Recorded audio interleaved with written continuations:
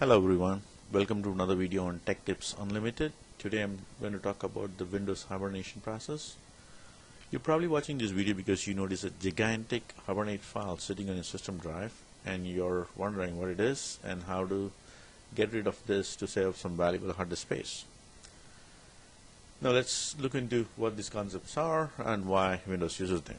Windows built the feature of sleep and hibernate to put a computer in a low or a no power mode when it is still turned on but has not been used for a certain period of time. These were done initially for the laptops to consume the battery power. You don't want to keep the laptops running when it's not being used, right? This concept is now extended to the service tablets and to the desktops as well. So sleep is a feature that puts your computer into a very low power mode, and it does it by saving the current state of the machine in its RAM. Your computer will still continue to draw a small amount of power to keep the RAM powered on. When you turn on the computer, it can immediately resume from where it left off since it's already loaded in the RAM. You're good to go within a few seconds. Hibernate, though, hacks a little different by saving the state of the computer to the hard drive.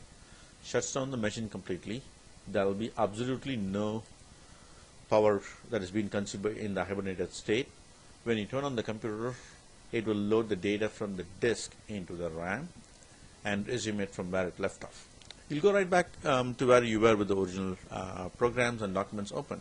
It's just that it will take a little longer to resume as it has to read the data from the hard drive and then load it onto the memory. Now, how long does it take?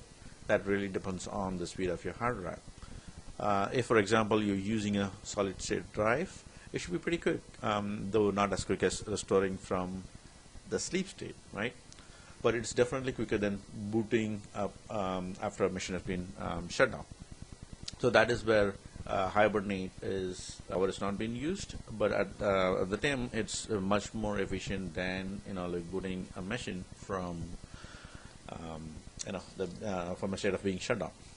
The default size of the hibernation file that used to be in Windows 7 and Windows 8 8.1 was 75%, which means if the computer has 4 gigs of the memory, the hibernation file is about like 3 gigs. This has been changed in Windows 10, though. The default size was reduced to 40%, which means that the same 4 gig machine would now have the hibernation file of size just 1.6 gigabyte. Now that you know about hibernation, and if you're not a big fan of putting your machine in hibernation mode, you can either reduce the size of the hibernation file or you could completely remove it. Since Windows uses the hibernation file to restore the system by loading it into the memory, it does not expose these files to the user by default.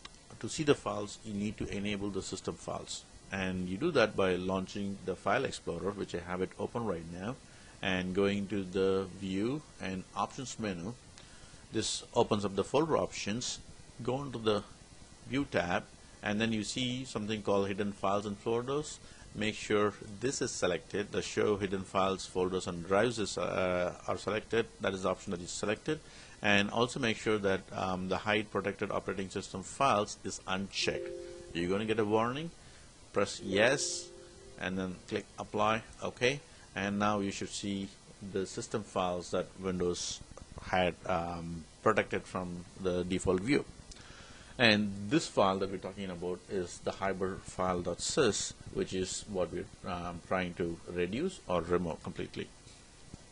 Now that you understand the concept of hibernation and you see the hibernate file after I enable it from the folder options, let's look at how to remove this file. This machine that I currently use is running a Windows 10 and has about like 64 gigabytes of RAM, which means that the hibernation file is somewhere around the 40% mark, which is 20-25 gigabytes of memory, which is what you see here. Now, I want to completely remove this because to me, I don't prefer hibernation, or I'm not a big fan of it. So I would want to remove that to reclaim the 26 gigabytes of space that is being occupied by this file that is of no use to me. Now, how do I do that?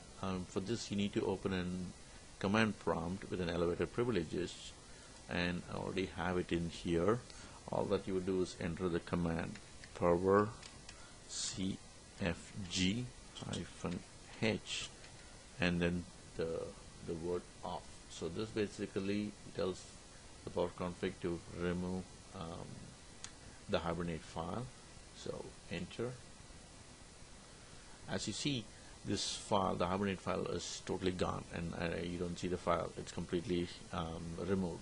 And you also see that like you don't need to wait for the system to reboot. To turn back on at a later point in time, you realize that you want to have hibernation, or you basically think that like that's the way to go. You could basically use the same command, and instead of off, make sure that you use an on, and they should automatically restore the Hibernate, or it will create the Hibernate file for you. Hope this video has helped. Thanks for watching this video. If you found this interesting, please give us a like and share it with your friends. Also, don't forget to subscribe to our channel for more interesting content. See you.